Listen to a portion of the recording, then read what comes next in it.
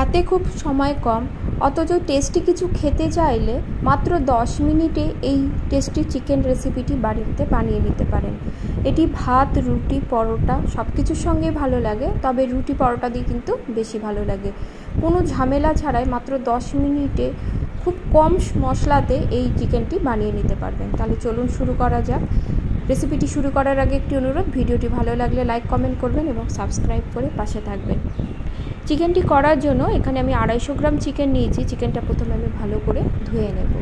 এই রান্নাটিতে আদার পরিমাণটা কিন্তু একটু বেশি লাগে, তাই আমি এখানে 1.5 চামচের মতো আদা বাটা দেব, আর দেব 1 চামচ রসুন বাটা, 1.5 চামচ দেব ভিনিগার, এছাড়াও টেস্ট অনুসারে দিয়ে দেব নুন, বড় চামচের 1 চামচ দিয়ে দেব গোলমরিচ গুঁড়ো।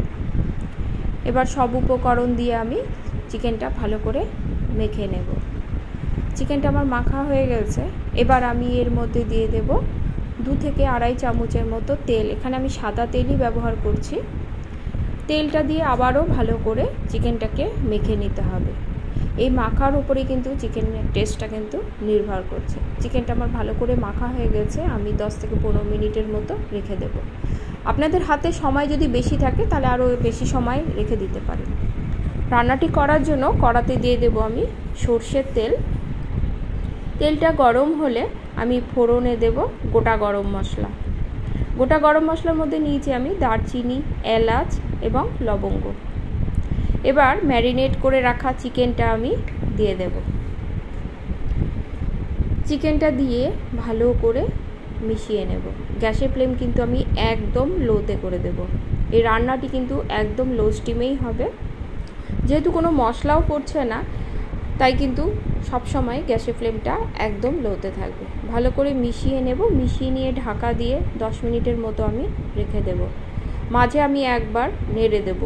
দেখুন ঢাকা খুলে দেখে নেব, দেখুন কতটা জল বেরিয়েছে। এই চিকেনের এই জলতেই কিন্তু মাংসটা সেদ্ধ হবে। চিকেনটা ভালো করে নেড়ে নেব।